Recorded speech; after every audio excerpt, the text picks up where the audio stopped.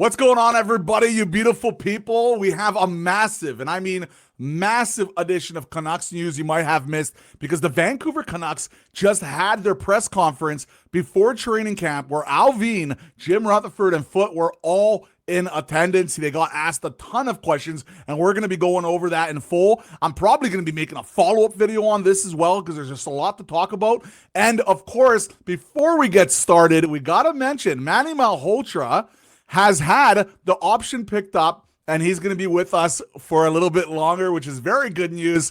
And, of course, this is also really interesting. John Shorehouse, Dave Tomlinson, Ray Ferrari, and Dan Murphy are back as the Canucks broadcast team for the 25-26 season. That's from Sportsnet PR and also Canucks Army with the hit there. So let's get to the main news today. Canucks News Summaries is going to be doing the recap. YouTube also has the full press conference, so if you want to watch the full 45 minutes press conference, feel free. But if you don't and you want to get kind of my opinion on everything, feel free to stand here, stay here, do whatever you want, listen to it in the background, whatever you want to do. Let's get through it. So with Adam Foote, had the skate test a few days ago, asked the players about if they wanted to do it, and the players asked to do it before camp officially began. Every player hit the mark on their tests. That means that the players seem to take this offseason seriously. They seem to be fit and eager. Real good start here. First thing he wanted to do was to get the leadership group together, which we heard a lot of people talk about how they got everybody together in the offseason, especially the main leadership group, which was really much important. Will be a team that adapts to their opponents and makes them feel uncomfortable. So they want them to play kind of like Connor Garland. He's kind of a smaller guy, but he makes players or other players play uncomfortable and also brings people towards him, which is always nice as well with the Canucks. Get that kind of chemistry and that camaraderie started, right? Play as a complete unit of 6 on the ice. So be organized is what I get out of that.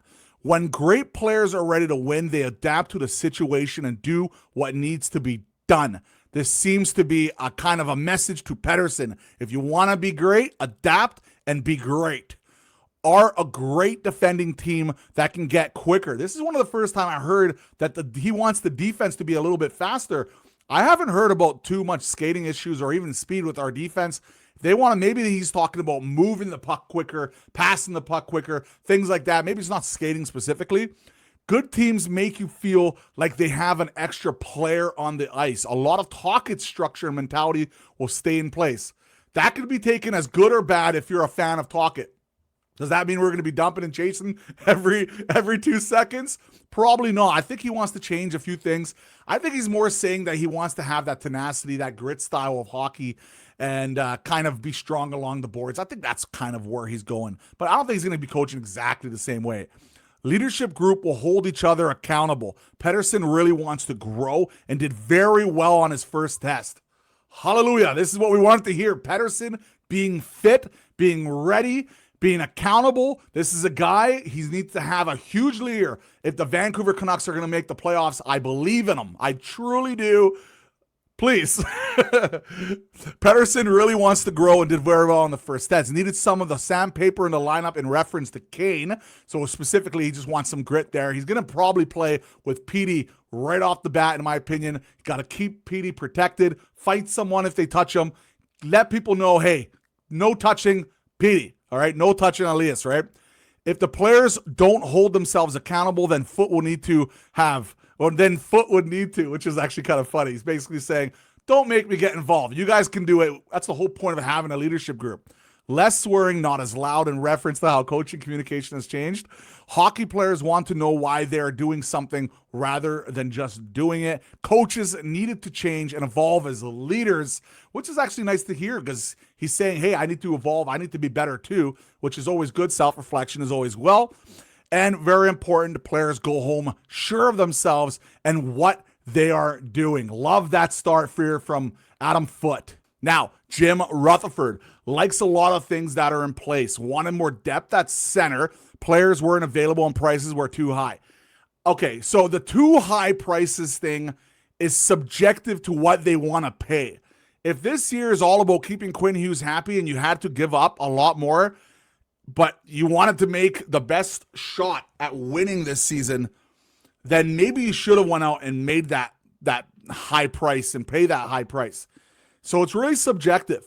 If they're saying they didn't want to do it because they're too high, well, that's their decision, right? And we'll see if it's going to plan out. And someone actually asked later on if they can't wait too long or something like that. It was really interesting. Goaltending and defense has improved. We'll see how the forwards play out.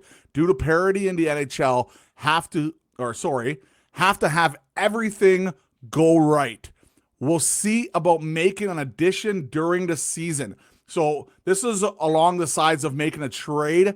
Someone was asked, I'm not sure which media member asked, but someone asked if Jim Rutherford would be okay with waiting longer, or do they have to kind of make more important plays or make more important trades and acquisitions because it's Quinn Hughes is such a make or break year.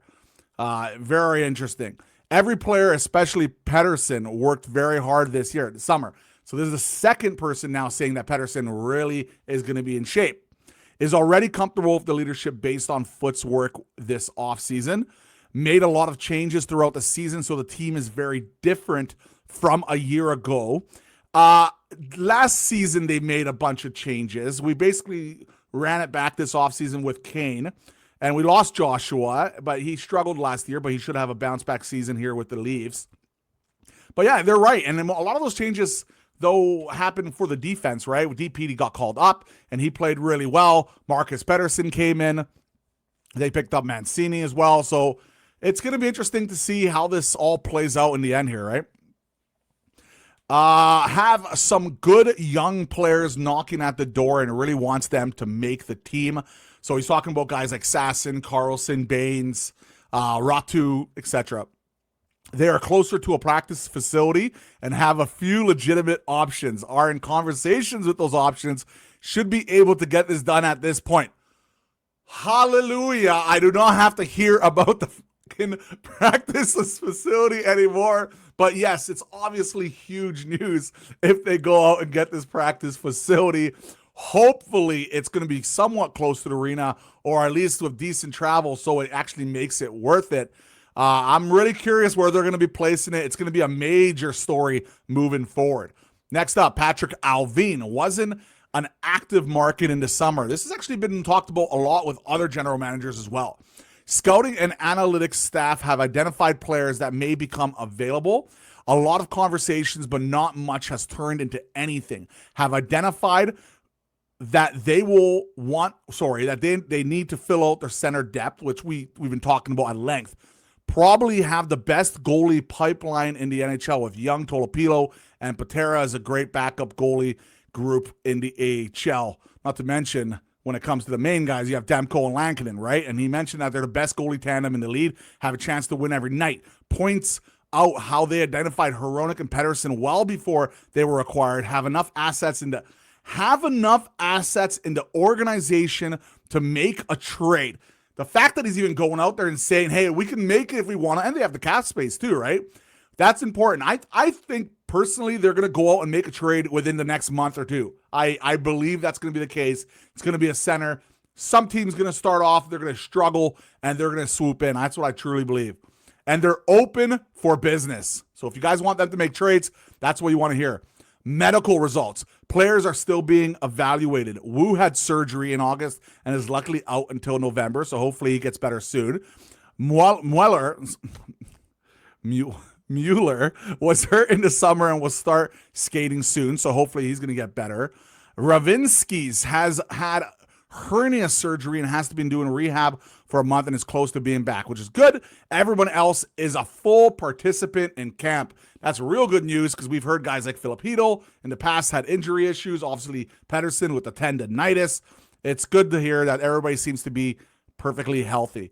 As for Quinn Hughes, the big part of this season, obviously his future is so important to the franchise. At the end of the day, he needs to make a decision. It's always important to win, and especially in this situation. Are a little caught in between how many picks and prospects do they want to trade. Went all in every year in Pittsburgh. The fact that he mentioned that, again, makes me think they're going to be making a significant trade within the first couple months. I believe it.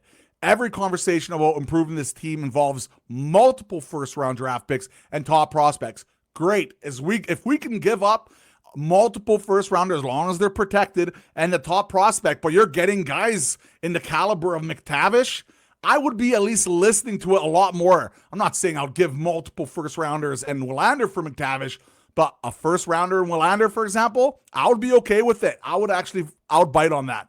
Now, would they? Probably not, but still, just something to think about. Hughes may consider that he prefers to be somewhere different geographically. I don't want to hear that. I don't want to hear that. Everybody knows he wants to play with his brothers, and that doesn't mean it has to happen 2 years from now. That's true. I want to hear that. I think truly Quinn Hughes is going to return. He's going to return for 3 years if we have a good season, and he's going to line up his contract with Jack Hughes. That's what I think is going to happen, and I would be okay with that. As long as he stays for a few more years, I'll be happy. Canucks have the responsibility to put the best team on the ice. Told Foot that his head is clear and asked Foot to teach me how to win a Game 7. Love to hear that from the Cap. Rutherford says that he didn't tell anybody anything that didn't already know about Hughes wanting to play with his brothers. So he's kind of just saying, hey, man, I slipped up, but everybody kind of knew it anyways, so it's not really that big of a deal. Everybody turned it into a big deal. AHL team. Players were hurt and beat up in round 2, and Henrik Sedin reminded them that it was only round 2. Coaching staff has done a phenomenal job. Sedin's continue to work with the AHL team. I think Sedin's are going to be co-captains one day, or co-coaches, head coaches one day. I don't even know if that's even possible. Is that possible? Let me know below. Is that even possible, or would one have to be captain or head coach and the other one has to be an assistant? But they're going to be head coaches, one of them at least one day. No doubt about it. I love what they said that it was only round 2. I love that too. Foot's coaching staff all have NHL coaching. All have NHL coaching experience staff there. Players instantly have respect for them, are a support system, and teachers for the players. So guys, this was a massive news edition. There was a lot of little breadcrumbs, especially when it comes to making trades. Pettersson's health, everybody's health. The fact that Pettersson seems to be going into training camp, I guess, perfectly ready and fit, which is something we wanted to hear. They talked about Quinn Hughes and all the rumors and Adam Foote, his coaching style. There was a lot there. So I hope you guys enjoyed this. We're probably going to make a follow-up video on this. There's a lot to talk about. But if you guys enjoyed this, leave a like, subscribe. I'd really appreciate it. Let everybody know about the channel. We're growing. We're trying to hit that 500 sub mark before the season officially starts. That would be pretty crazy. We're getting pretty close. Thank you guys for watching. I really appreciate it.